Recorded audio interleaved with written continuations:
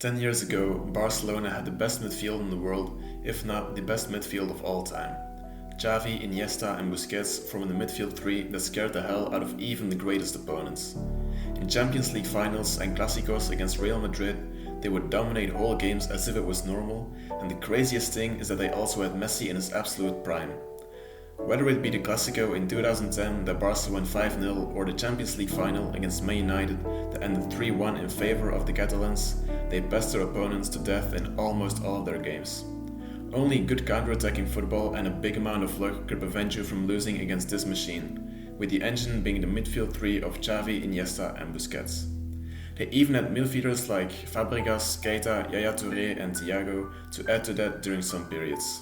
An absolute monster created by Pep Guardiola that has gone down in the history books as one of and probably the best midfield of all time.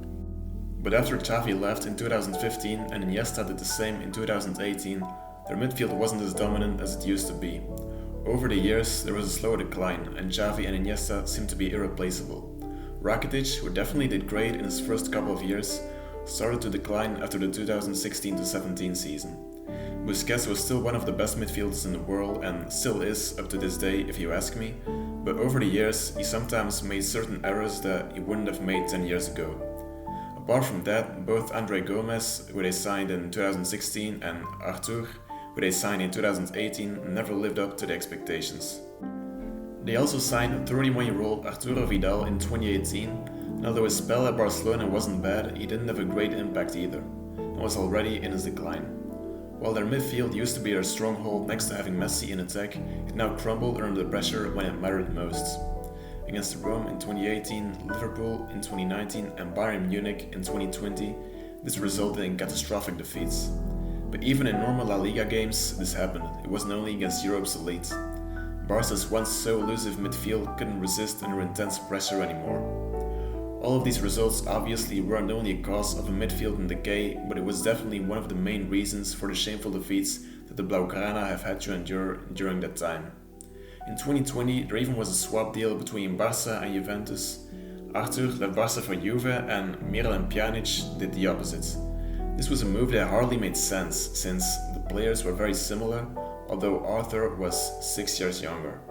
1 year before, Frankie Dion was signed from Ajax, which was definitely a promising signing, but he couldn't prevent Barcelona from undergoing humiliating defeats in the Champions League either. The defeats were definitely not his fault though, and he has had great performances already. His time to adapt has just lasted a little longer than most would have thought, and maybe the fans just expected a little more from him until this point.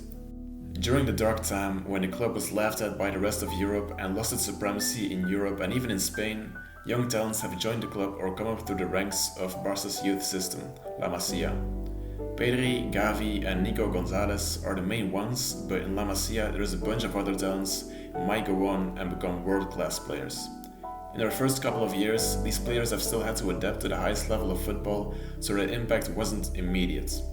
Slowly and surely though, they will get better and will be amongst the very best in Europe.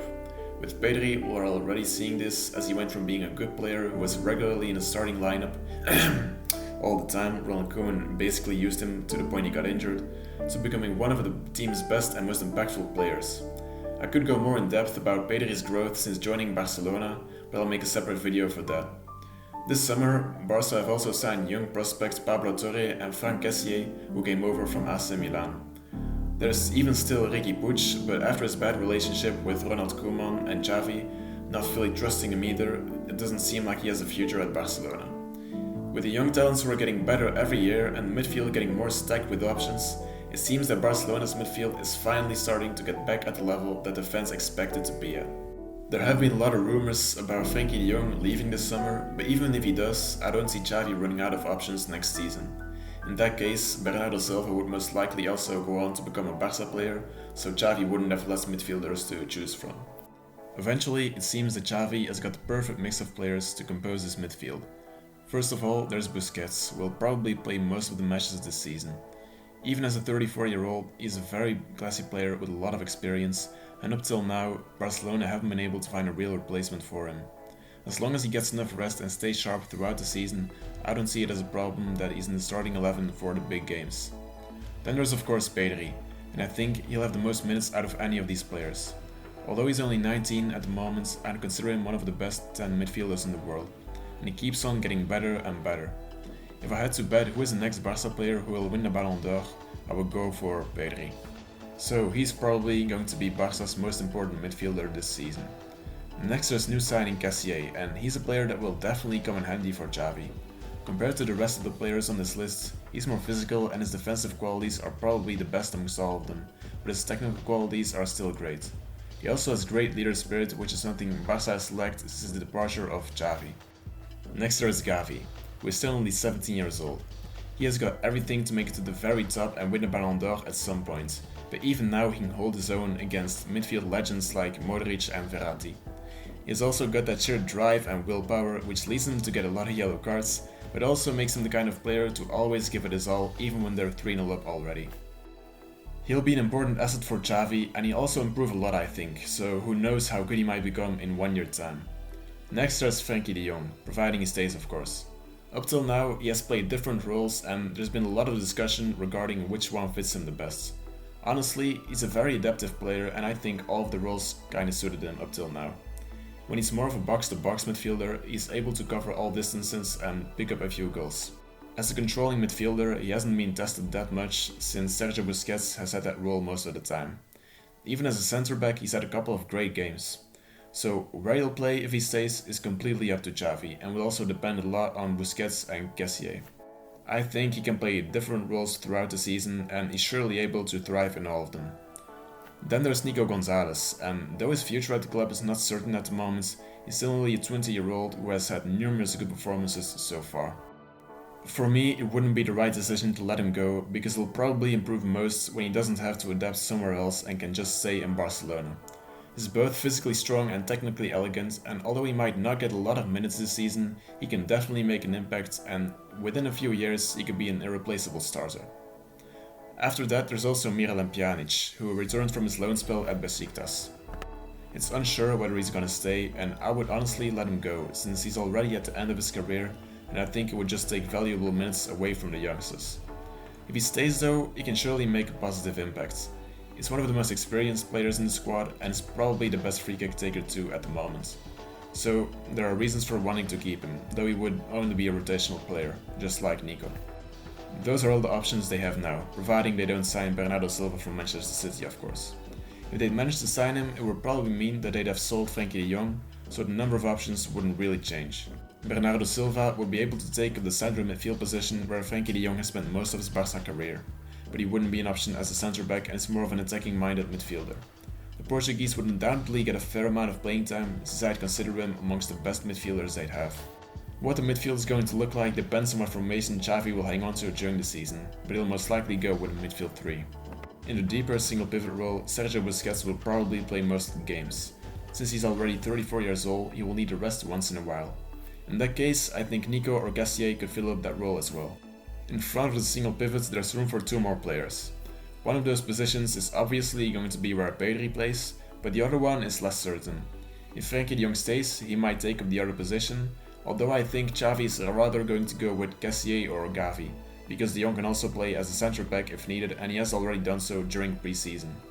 If Bernardo Silva joins, he'll take up this position and Gavi, Cassier and Nico would all be rotational players, I think. It's definitely been a while since Barca has had such a good backup midfield. Xavi might also go for a formation with 3 at the back though. If he opts for a 3-4-3, the wider midfield positions would most likely get filled in by Jordi Alba and Ousmane Dembélé or Serginho Dest.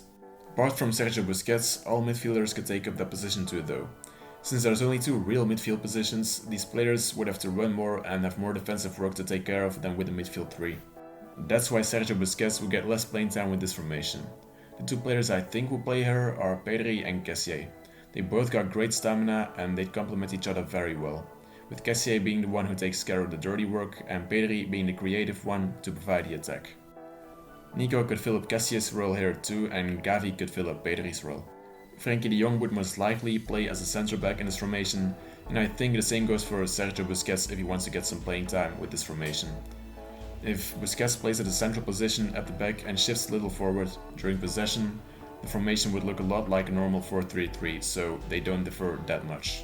Another possible formation is a 3-5-2, which Ronald Koeman has also used in his time as a Barca coach.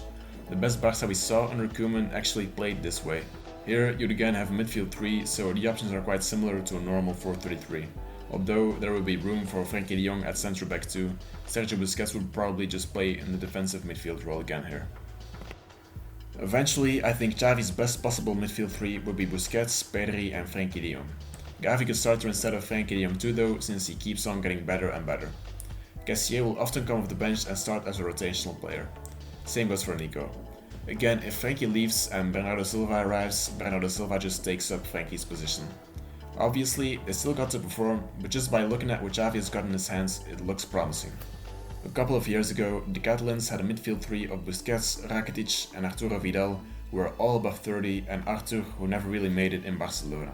Then there were players like Riqui Puig, who weren't experienced but also were never really given enough playing time to really grow. Now there are many more options, with both experienced old players, players who are at the peak of their career, and young talents who are already at a world-class level. There has always been said a lot about rebuilding the team, and now finally we're starting to see the results of all the transfers and the recruiting from La Masia the last couple of years. The best thing of all is that a lot of players have got time to still get a lot better, so who knows what kind of monstrous midfield Barcelona might have within 4 to 5 years. Barcelona's legendary midfield 3 of Xavi, Iniesta and Busquets might get surpassed by a new generation led by Xavi himself. It seems that the real fun has yet to begin. That was it for today's video. Make sure to leave a like and subscribe if you enjoyed it, and feel free to share your own opinion on Barca's midfield in the comments. Força Barça and have a good day.